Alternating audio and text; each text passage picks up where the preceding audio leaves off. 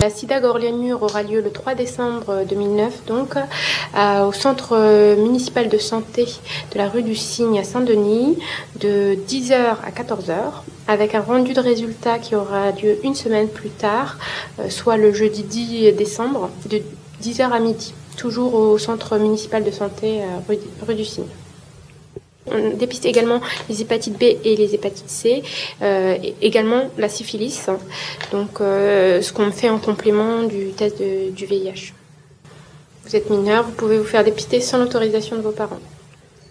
Il n'y aura pas de traducteur présent, mais on pourra avoir recours à un interprétariat téléphonique si nécessaire.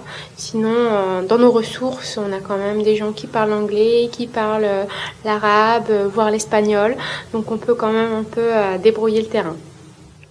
Ça sera totalement gratuit et anonyme. Alors, au terme de cette journée, on n'aura pas forcément le résultat. Les résultats arrivent globalement 48 heures plus tard. Donc ces personnes auront un résultat positif possiblement une semaine plus tard. Et si tel était le cas, il faut savoir que ces gens, on les laisse pas comme ça dans la nature, on lève l'anonymat et tout de suite on les fait rentrer dans une filière de soins et on les encadre psychologiquement et médicalement.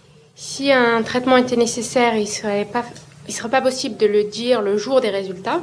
Ce qu'on peut dire, c'est qu'une personne est séropositive, mais par la suite, peu importe sa situation sociale, on peut débrouiller le terrain et savoir s'il y a une indication urgente ou non à la mise sous traitement. Si elle est urgente, on passe par l'aide médicale d'urgence si ces gens-là n'ont pas de couverture sociale. Si elle n'est pas urgente, on attend l'aide médicale d'État. Et s'ils ont une couverture sociale, le problème est clos puisqu'ils seront couverts à 100%. Il faut que la personne qui s'est fait prélever se présente d'elle-même avec son numéro de dépistage pour pouvoir retirer ses résultats. C'est des résultats qu'on met à la personne uniquement et en présence d'aucune autre personne que d'elle. Nous, on aimerait beaucoup avoir recours aux tests rapides dans ce genre de situation, notamment de dépistage hors les murs.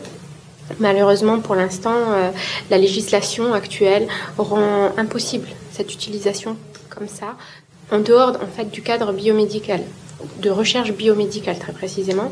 Et dès lors, pour pas nous mettre en porte-à-faux avec la législation, on n'avait pas d'autre alternative que d'avoir recours aux tests simples, par prise de sang avec un rendu de résultats certes plus long, mais le profit derrière, c'est quand même que les gens ont le temps de faire leur propre mea culpa ou leur propre interrogation et remettre en cause leur pratique.